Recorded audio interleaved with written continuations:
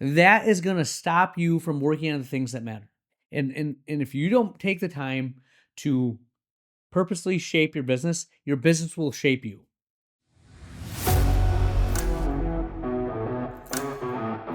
All right, my friends, the Ultimate OD Podcast. I want you to own your business. Embrace it to be the best possible CEO, leader you can possibly be. And if you came from optometry school to running a business, it's not going to be easy because you know how to be a great doctor. Learning how to run a business is difficult. There's a process that I went through, a mindset shift that I've had to go through, and it involves you taking a break, taking a step back, not seeing patients, and that's scary because that hard work and determination is what got you here. So listen to this episode, take my struggles, and make your journey easier than mine. We have the closing thought of the episode. This is the Ultimate OD Podcast. Here we go.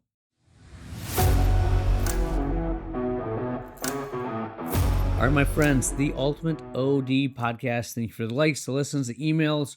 It's been awesome collaborating with all of you. Had a really good January. It was crazy to see how far the office has come and what we've built. The crazy thing is we were down 91 exams, comprehensive exams, and that's by design. I'm seeing less comps, we're seeing more medical, and our revenue was pretty much even. So that means our revenue per patient is astronomically higher. We just need more patients in, and that's why we're hiring another doctor for 2026. He'll start in hopefully June. So things are coming along. I'm learning how to be the CEO of my practice. It's a huge mindset shift. It's a lot of battles internally with myself that have allowed me to let go of the past and embrace the future. And I honestly love the future. Now that I've gotten into the flow, seeing the benefits of what I've done and becoming the CEO and running the business, it's all I want to do. That's where my energy comes from. And that's what this episode is about today. All right. This is something that if you're trying to transition to that point, to be the CEO, if you have a practice, you're a cold start, you need to have this mindset already. And what I say here really resonated with me, and it's going to resonate with you.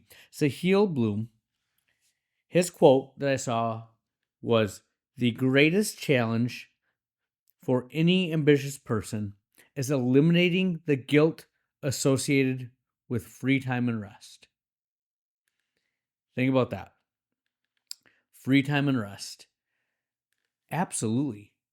Cold start, that's exactly what I felt like every time I would take a break, try to leave the office early, close early, not be open on a Saturday. I felt guilty if I wasn't there on Saturdays. Felt guilty if I was to leave before my staff. Yeah, I know. For 15 years, I would stay there and close up. I would be the first one in and the last one out. And I was the owner. Because if I didn't want it bad enough. I wasn't showing them what I needed. I wasn't leading by example. And what that was creating a bottleneck with me. And I'll get into that as we go. But what we need to understand is when you take free time, when you take rest, that mindset isn't about laziness. It's about misdirected ambition.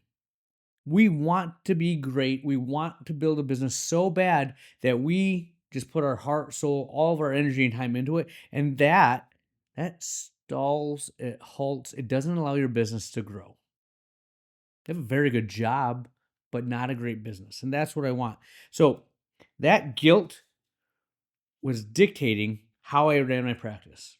And let me talk to you about this past year, how I've gotten past that. We have another episode coming up next where we talk about the identities that you have, but this is kind of that led me to that next podcast, the identity one. Okay, so that idea that you can't take time off is fear disguised as work ethic.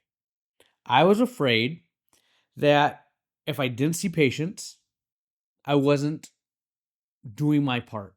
So think about it. When you are letting that mentality dictate how you operate, you're just letting fear run the business. Seeing patients felt measurable. It was safe. Leadership is vague and uncomfortable, right? So what am I going to do? What I know how to do. And that's because I was avoiding leading. I wasn't being the leader of my practice. I was just saying, well, I can see patients. I'm producing money. Look at what I do, and that's how it'll be. And what that led to was a bunch of insecurities coming out. My self-worth, my value was directly correlated with how much money I produced, how much money I brought in. And that's not what a business owner does. That's not what the CEO does, is produce all that. You create the environment that makes the money come in. But I couldn't detach from that. I let that be my safety net. And just to be honest with you, if I wasn't producing, I felt replaceable. I felt like I didn't have value. I wasn't helping the office. And if my associate didn't produce, I took it personally and I'll just do more. Instead of looking myself in the mirror and saying, why is this happening? Why can't they produce in the environment that I've created? And that leads us to the next point, is that this is a common mistake that I think small single doctor practices make, is if I can do it, they should too. They'll figure it out. It's inevitable. Some associates can't produce. They just don't get it. And that's really not what happened. What happened was I created systems that just catered to me. I had a lot of tribal knowledge, just things that I knew how to do that I would handle. It stunted the growth of my staff, stunted the growth of my business, and it didn't allow my associate to operate at the maximum of her potential. When I got out of my own way, took a step back, took the time to not be in the business and look myself in the mirror, I realized that the environment I created was not supportive of her, not supportive of any associate coming in, because it was all dependent on little intricacies that I would do. I was the bottleneck. When everything's designed for you, the single doctor owner, that's not scalable. It's not going to help your staff grow. It's not going to allow you to scale. And scaling is what I wanted to do. And I wasn't leading. I was just hoping that whatever I had would rub off on everyone else around me. And it takes intention to grow your business, grow your staff, develop them, help associates thrive. When I talked to one of my mentors, Dr. Julie Helmus, she said, and it resonated with me, it's way harder to get other people to produce, to create an environment that your staff can grow in. It's very easy to just put it all on your shoulders and you do all the work, but that's not a business. So my mindset that shifted was I wanted to create the best possible environment that allowed my staff and any associate I bring into the office to thrive. That's my number one goal and intention. And we did it. We've done that so far. The dry eye protocol, we completely tore down and we rebuilt it from the ground up. Gave her support mechanisms. I talked to the staff and I let them know how I operate is no longer the standard. How the associates operate, their pace, what they're expected to know, their knowledge, not being the knowledge of someone that created the system, but a knowledge of an outsider coming in, that's the expectation. And our job as an office is to support them. And I allowed my staff to carry more weight, to do more things, to be less dependent on me. I created those systems, the environment that allowed our business to grow and scale, that allowed us to see 91 less patients, comprehensive exams that is, and do the same amount of revenue. That's a different environment. That's a different way of doing business. And it only happened because I took a step back from the exam room and I worked on the business. I created protocols and systems that allowed that to happen. And I let it develop. And I didn't directly correlate my self-worth with seeing patients and producing revenue. And when I took a step back, the big realization was it wasn't that my associate changed that much. It's that I changed the environment that she was operating in. The amount of time she had for an exam, I tried to play to her strengths. Any of the hiccups that made her life more difficult, I tried to remove with the mindset that any other associate coming in is going to have the same difficulties. So we'll make a better system that supports them. And it's worked so far. But it was a really hard pill for me to swallow, to take a step back and realize that I was the limiting factor. I was the biggest barrier to the business's growth. Again, what I want to just reiterate is what Sahil Bloom's quote was saying, is that an ambitious person will justify just a crazy work ethic, endless hours, because it's fear and insecurity masked. I'm working like crazy. I'm producing this. When you take a step back and take time to work on the business, to think, it looks like nothing. It looks like you're just sitting in your office twiddling your thumbs, playing on a whiteboard. Like I'll take times where I have a whiteboard and I'll lay on the ground, no other outside inputs, no podcast, no headphones, no music, and just lay there and think. And it's amazing that the stuff that comes into my head and I can create and build off of. But I have to be intentional and make that time. It's not what I would call sexy, right? No one says, oh, just sitting there and thinking about your business. But it's what you have to do. You have to make those time blocks. And the thing about it is, it doesn't feel productive. It doesn't show up on reports. It doesn't give you that dopamine rush. But systems are not going to create themselves. Culture doesn't organize itself. Scale requires a planned, purposeful effort.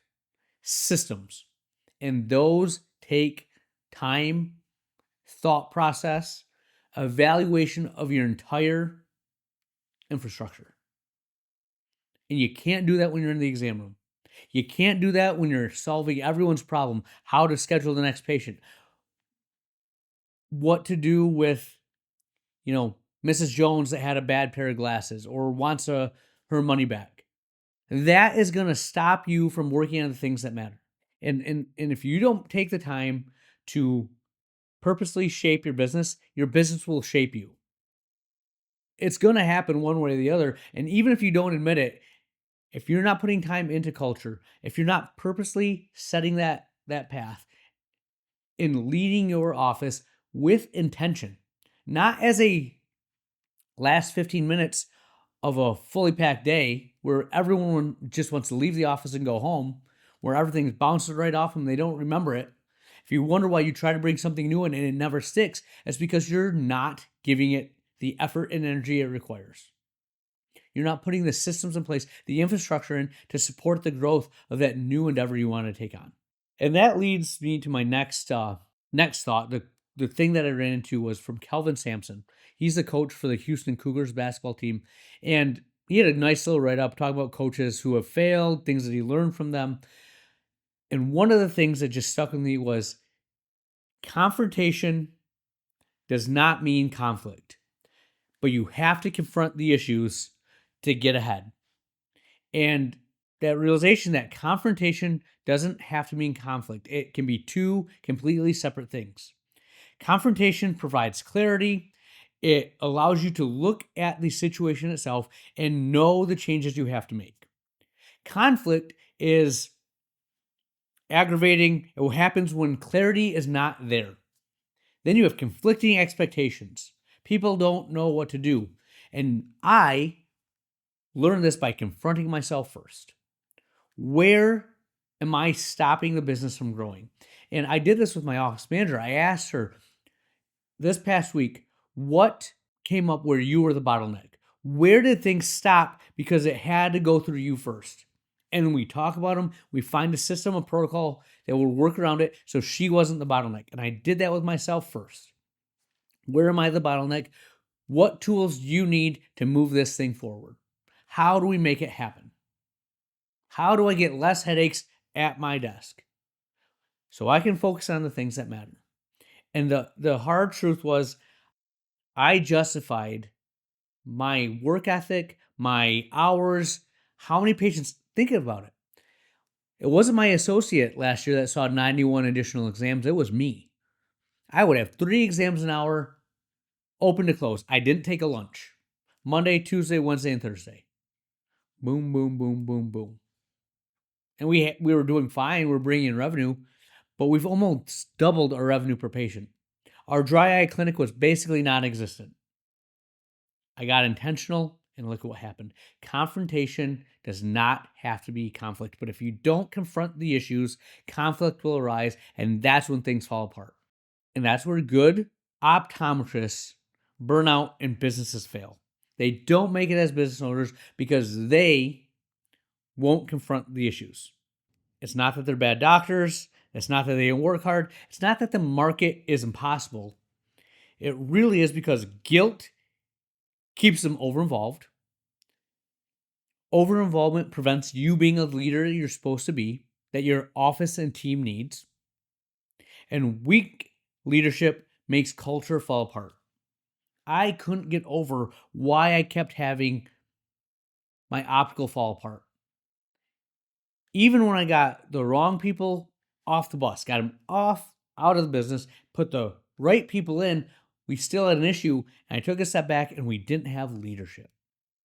Leadership is priceless, and if you don't have leaders, you need systems that support them, and that in itself will be the leader.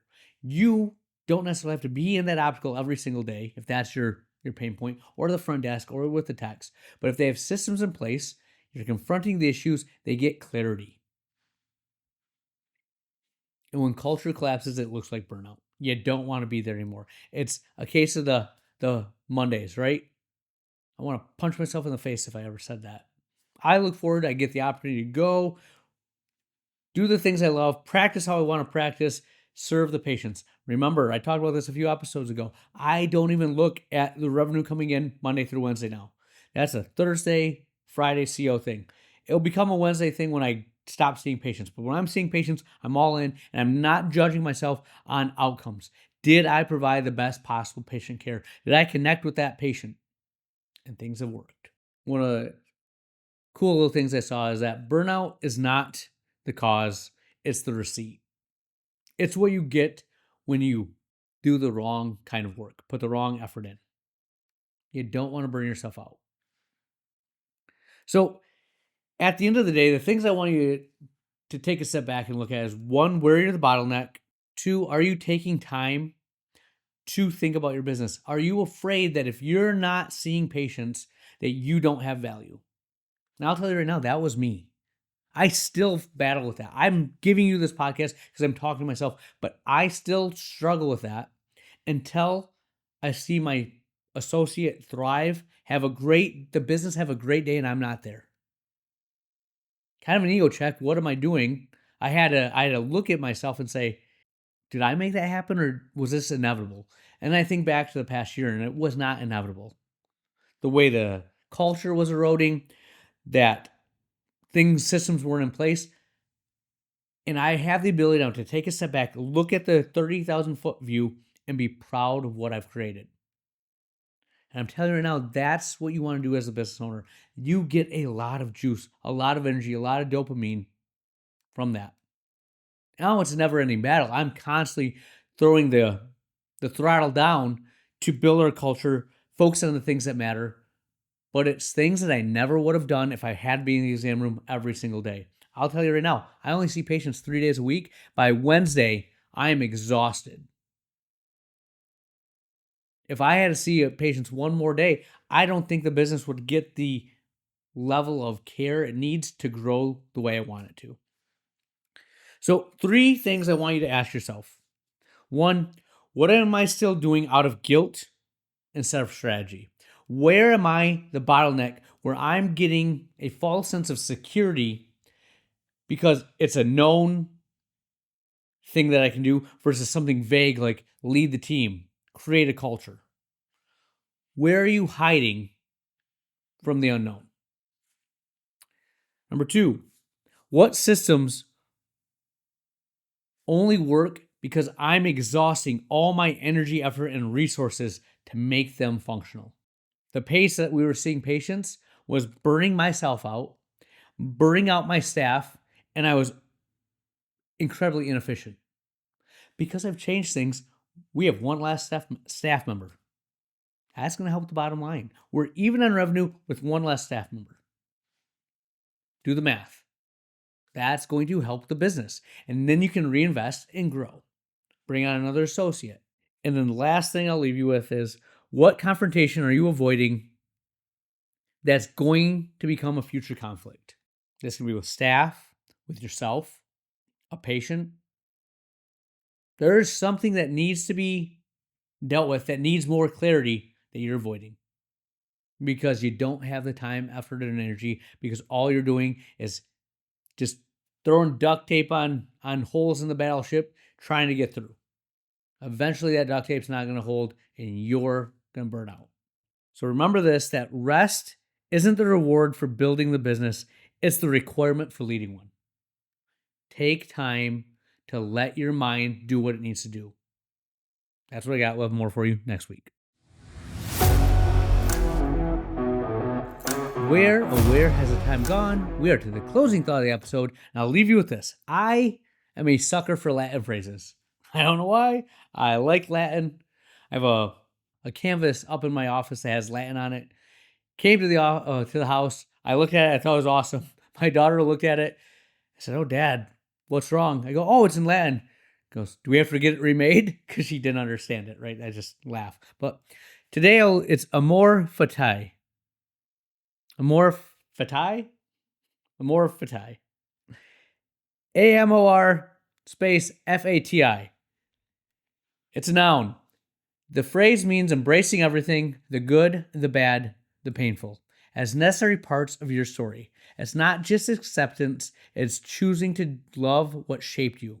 Some things didn't happen to break you, they happened to build you. I just really like that. That is something that I think if I talk to students, if I talk to future associates, it's that mindset that will allow them to be successful. My current associate and I had a lot of conversations this past year. I said, "Hey, trust me, we're going to have a business that grows." And last summer, I started looking for a new associate. And she was concerned because she wasn't full.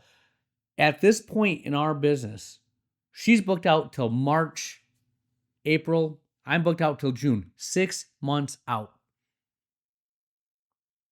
Having belief that the struggles that you're going through will build you up to the person you need to be is part of the mindset that got me here. That gives me hope, that gives me energy, that allows me to have the highs, the lows, the roller coaster, and keep pressing forward. Amor fati. That's what I'll leave you with. Dr. Lily out.